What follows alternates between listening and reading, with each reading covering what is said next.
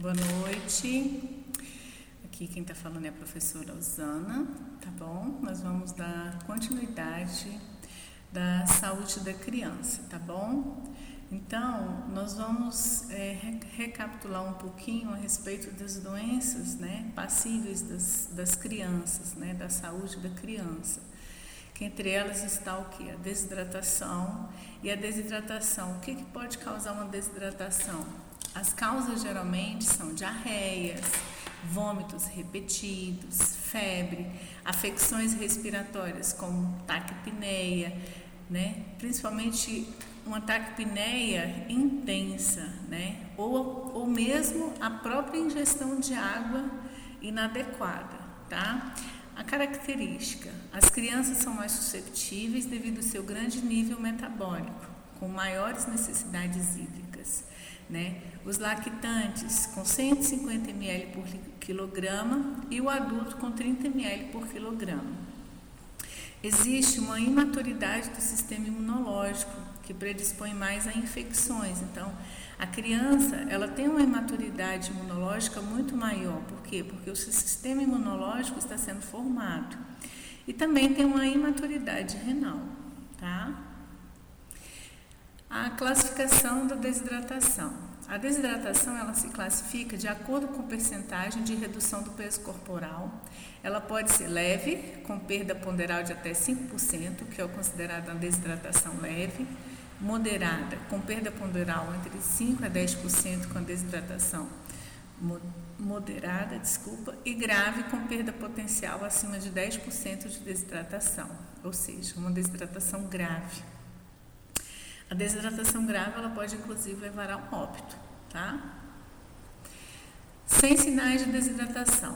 Ausência de sinais suficientes para caracterização de alguma desidratação ou desidratação grave. Ou seja, nós vamos seguir o plano A, tá? Quando não tem sinais... Desculpa, gente, o trem aqui deu tilt. Deixa eu fechar. Quando não tem sinais de desidratação, né, ou seja, tem ausência dos sinais de desidratação, né, para caracterizar uma desidratação de fato ou mesmo uma desidratação grave. Nós vamos utilizar o que? O plano A.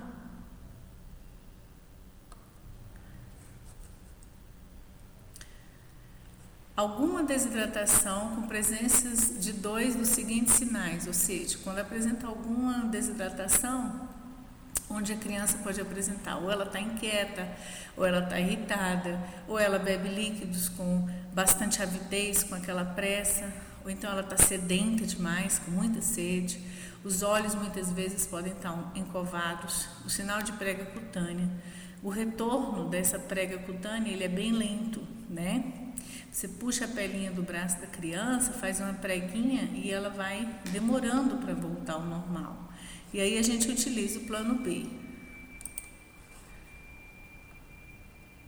A desidratação grave, com presença de dois dos seguintes sinais: letargia ou inconsciência. Então você vai perceber que a criança, ela vai seguindo letárgica, ela vai ficando fraca, né? Você olha para a criança, ela não tem reação, ou muitas vezes ela está inconsciente, com incapacidade para ingestão de líquidos ou ingestão pobre de líquidos, ou seja, ela ingere pouco líquido.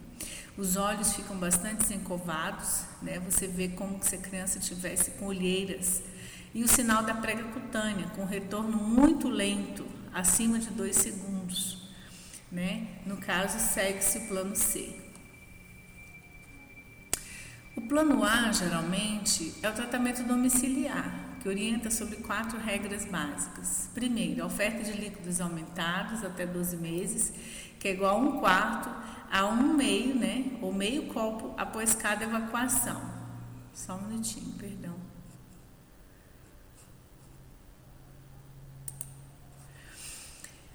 O plano A é um tratamento domiciliar, orientar sobre as 4 regras básicas. Então, primeiro, oferecer líquido, né, até os 12 meses, né? Então, você vai oferecer 1/4 ou meio copo de água para essa criança após cada evacuação.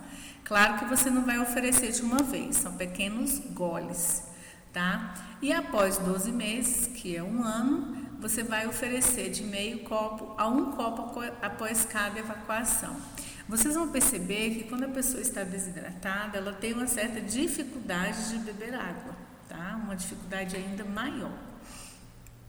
Também tem que ser feita a manutenção da alimentação com aleitamento materno exclusivo, primordialmente, principalmente se essa criança ela se alimentar com leite materno, o primordial é que não suspenda esse leite, muito pelo contrário, intensifique mais ainda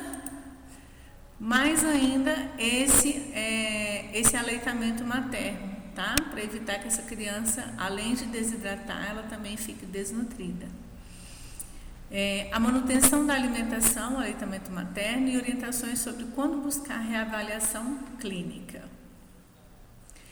O plano A, ele é feito normalmente com tratamento domiciliar, ou seja, você vai ensinar a fazer ou a preparar o soro caseiro, né, o soro oral.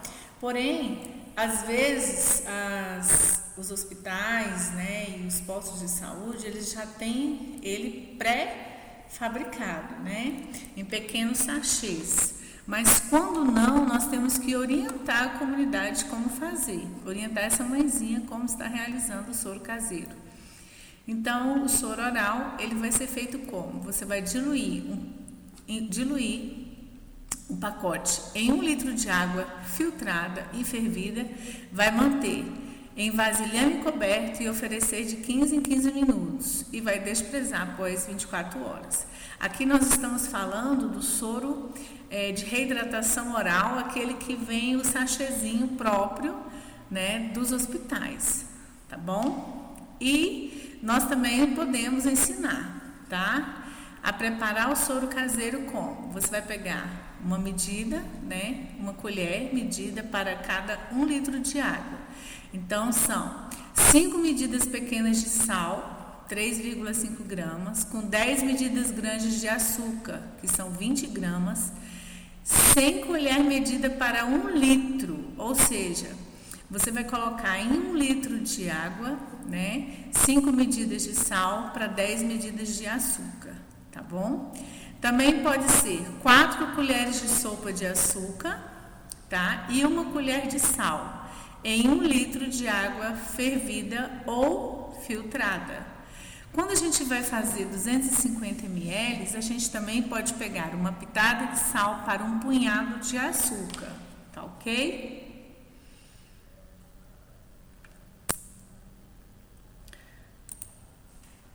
A terapia de reidratação oral, a TRO, quais os princípios da terapia de reidratação oral para crianças com diarreia e desidratação? Primeiro, preferir o soro, né, de reidratação oral. A reidratação ela deve ser rápida, entre 3 a 4 horas. A alimentação, né, dessa criança, ou seja, a sua realimentação deve ser habitual, assim que a desidratação estiver corrigida, e lactantes em aleitamento materno devem continuar recebendo leite materno sem interrupção. Então, assim, você vai orientar que essa mãe esteja dando a terapia de reidratação oral, porém, essa criança, ela deve também ser incentivada a comer os alimentos. Tá ok?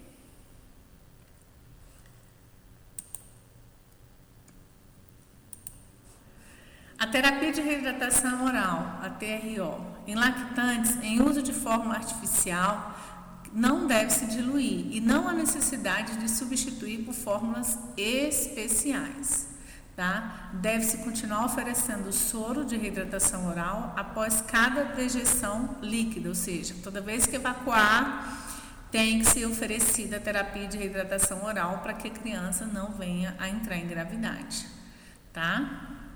Não há necessidade de avaliação laboratorial ou medicações. Então, criança com problemas de desidratação devido ao fato de diarreias contínuas, não tem necessidade de fazer exames laboratoriais. Ou então está tomando medicações. A criança precisa evacuar para poder liberar as bactérias que estão ali na flora intestinal e tomar a hidratação para quê? Para poder repor as suas perdas hídricas, ok?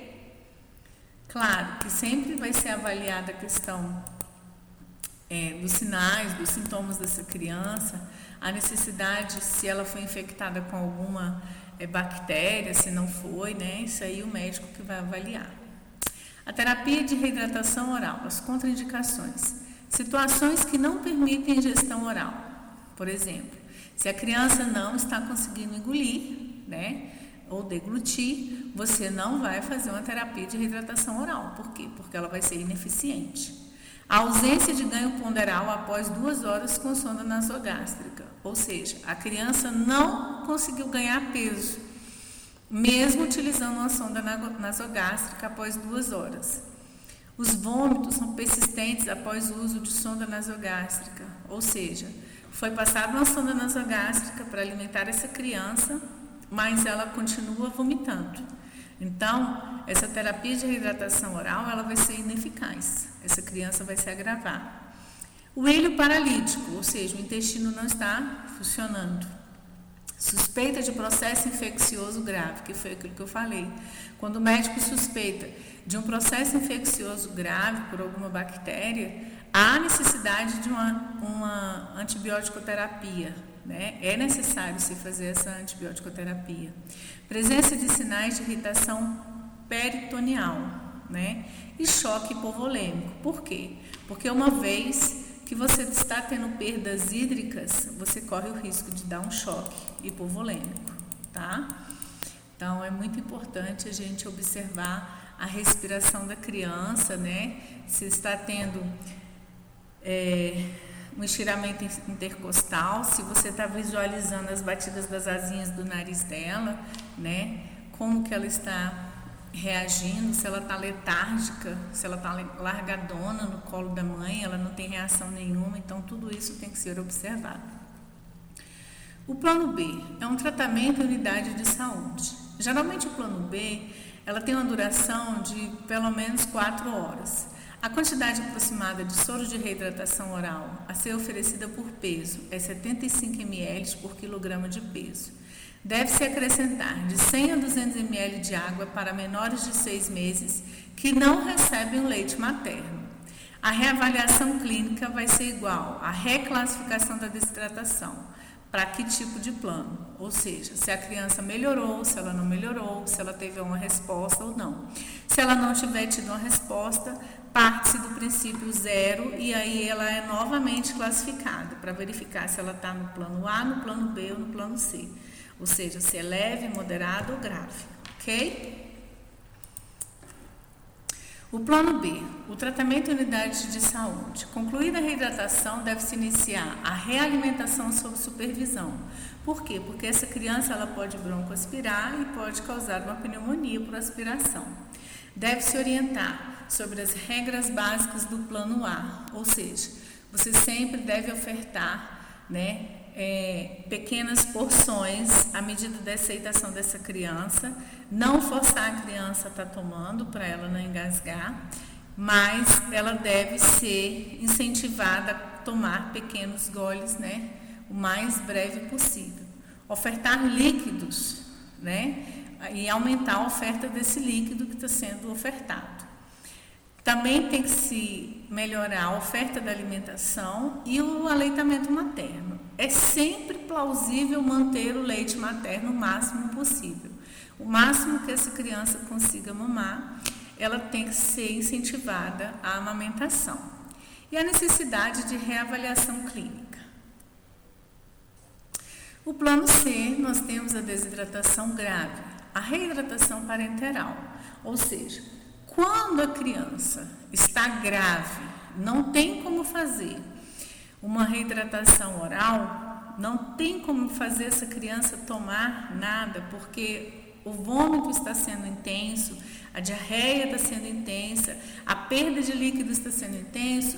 Geralmente, essa criança ela vai estar um pouco mais grave, como eu falei, muitas vezes ela vai estar com a respiração mais taquipneica, mais taquicárdica, e aí ela vai ter uma dificuldade maior, ela vai estar mais letárgica, você vai olhar, os olhinhos dela vai estar mais fundo, as pregas cutâneas vão ficar mais demoradas, E aí o que acontece? A necessidade de fazer uma reidratação parenteral, ou seja, essa criança ela vai ser hidratada via endovenosa.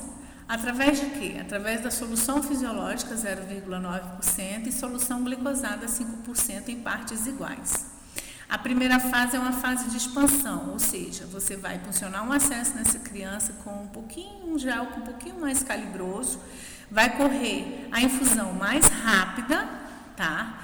Essa infusão de 100 ml por quilograma vai correr em 2 horas, ou seja, vai correr bem rápido. É quando a gente fala assim, vamos abrir o soro para poder correr um pouquinho mais. Por quê? Porque a gente precisa dar volume para essa criança não ter um choque hipovolêmico. Eu espero que vocês estejam entendendo.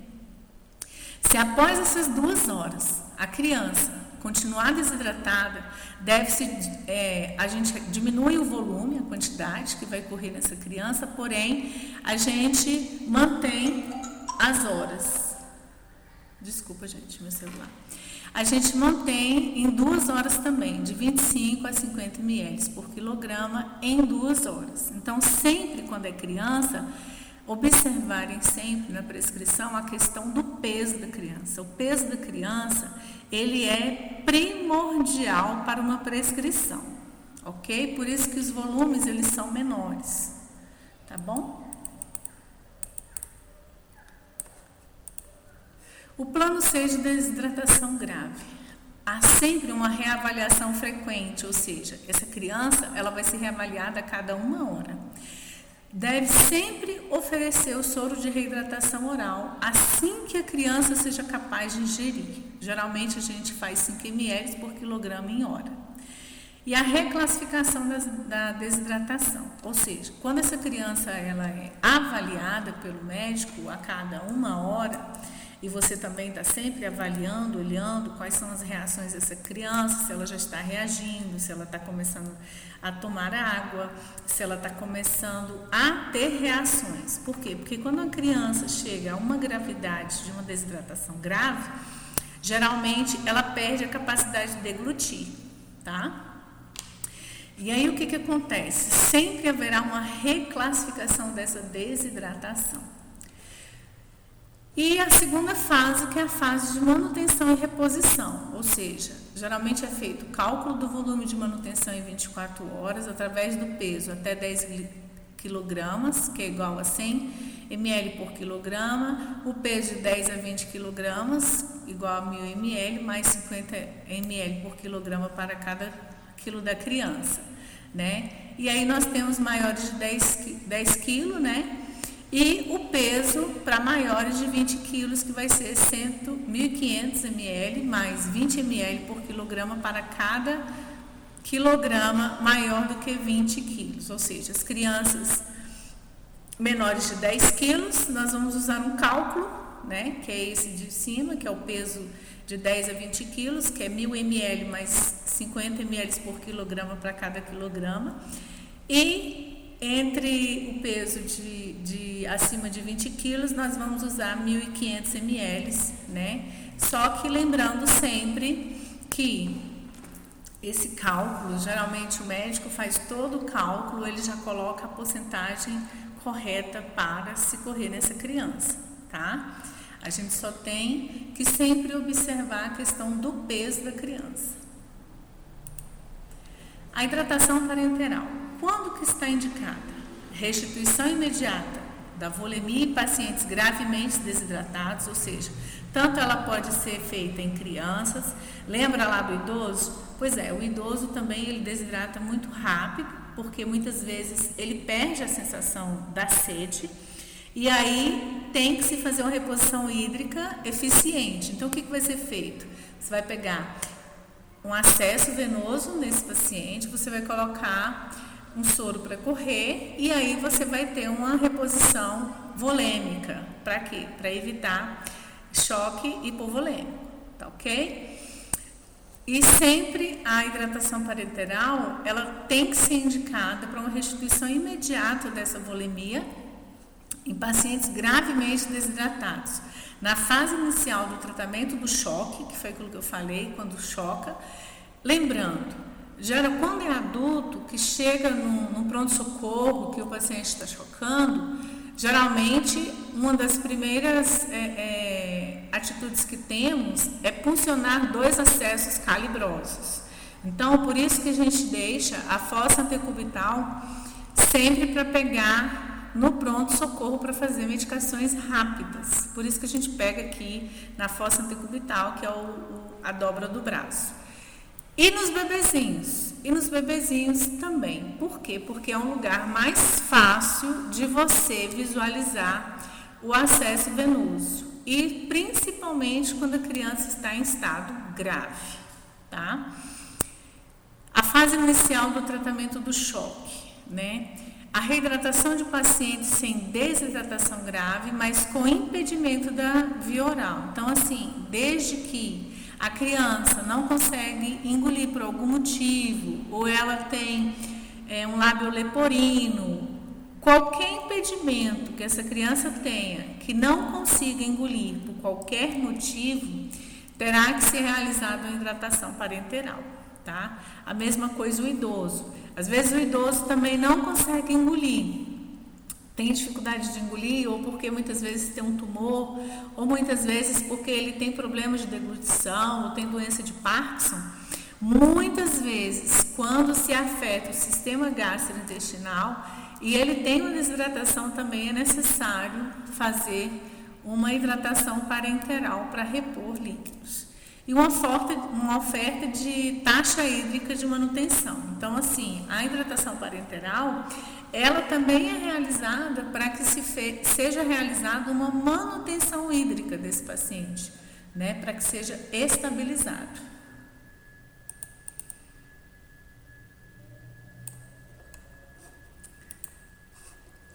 Aí agora vamos falar da questão da alimentação complementar da criança. A alimentação complementar deve prover suficientes quantidades de água, de energia, de proteína, de gorduras, de vitaminas e minerais, por meio de alimentos seguros, culturalmente aceitos, economicamente acessíveis e que sejam agradáveis à criança. O profissional de saúde torna-se promotor da alimentação saudável quando consegue traduzir conceitos técnicos de forma prática em linguagem simples e acessível. A alimentação complementar. Alguns problemas nutricionais prevalentes na infância. Então, nós temos a desnutrição, nós temos o déficit estatural e a obesidade infantil precoce, além da anemia. Alimentação complementar saudável. A definição do período adequado para iniciar a instrução dos alimentos deve levar em consideração a maturidade fisiológica e neuromuscular da criança e as necessidades nutricionais. No quadro a seguir, apresenta-se uma proposta de esquema alimentar para crianças menores de 2 anos, elaborada a partir de recomendações atuais. Nos primeiros dias da introdução dos alimentos complementares, não é preciso se preocupar com a quantidade de comida ingerida. O mais importante é proporcionar a introdução lenta e gradual dos novos alimentos. Lembrando que um bebezinho, ele vai se alimentar cerca de 50 ml, é o que cabe dentro do estômago dele, ou seja, uma xícarinha de café. E aí tem mães que fazem o quê? Tem mães que ficam naquela loucura que a criança tem que comer muito, né? Porque ela tem que ser gordinha. Não, gente, ela tem que comer bem. E se ela comer o quantitativo de uma xícara de café, que são 50 ml, já é o suficiente. A espécie humana necessita de dieta variada para garantir a nutrição adequada, pois os nutrientes estão distribuídos em quantidades diferentes nos alimentos. Estimular o consumo de alimentação caseira da família e priorizar os alimentos regionais, por exemplo, arroz, feijão, batata, mandioca, macaxeira, aipim, legumes, frutas e carnes. Introduzir a carne nas refeições desde os 6 meses de idade. Estimular a utilização de miúdos uma vez por semana, especialmente o fígado de boi, pois são fontes importantes de ferro. Lembrando que todos, não só a criança, mas nós também temos que comer os miúdos pelo menos uma vez na semana. né? Que são os fígados ou o coração, né? Por quê? Porque ele melhora a nossa absorção do ferro, ok?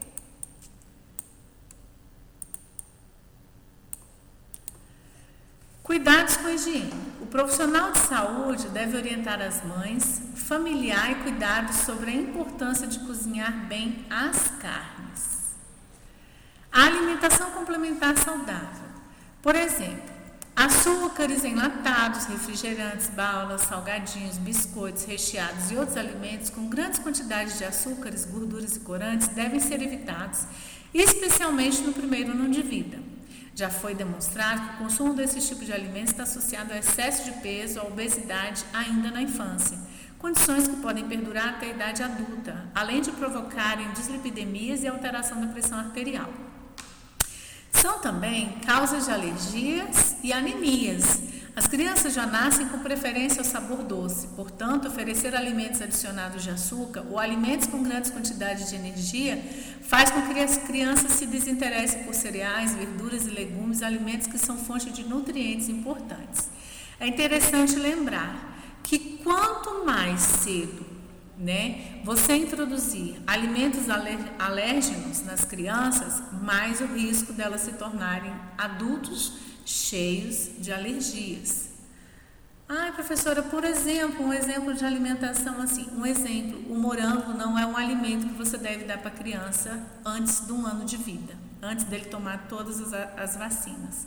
O kiwi também não é um alimento que se orienta a se comer antes de um ano de vida. A abóbora também é extremamente alérgena, tá? A alimentação complementar saudável. Deve-se evitar também sucos artificiais, o mel, o sal. Ou seja, a criança não precisa que você fique colocando muito sal, muito doce na comida dela. Tá? Você pode fazer, o ideal é introduzir aos poucos a alimentação dessa criança.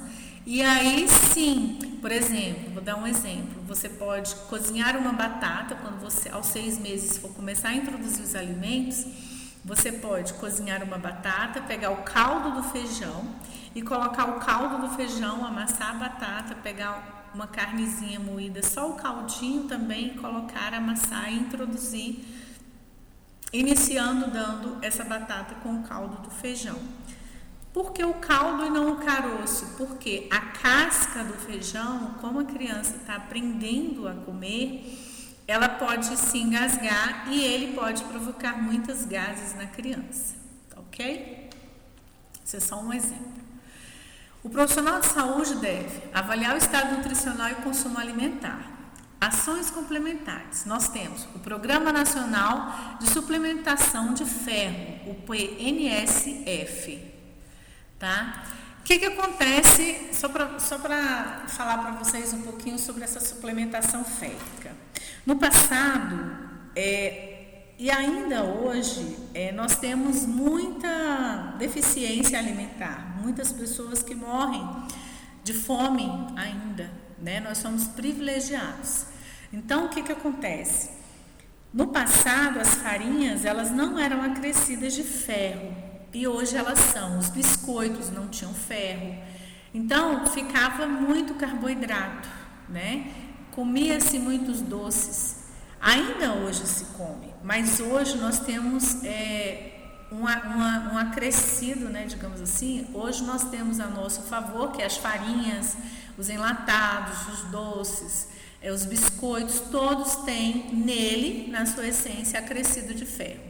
Outra coisa também importante no Programa Nacional de Suplementação de Ferro, o PNSF, é o seguinte, é que foi introduzido o ferro tanto para a gestante durante todo o período gestacional, até 6 meses após a gravidez, assim como para a criança até os 2 anos de vida dela. E, se necessário, até 5 anos. Tá? Pelo menos 2 vezes ao ano, ou sempre que necessário. Então, o que acontece? A criança ela vai ter uma suplementação férrica no seu primeiro ano de vida. Vai se ter essa preocupação de fazer um acompanhamento do seu crescimento e desenvolvimento, ok? E obrigada. Beijinho.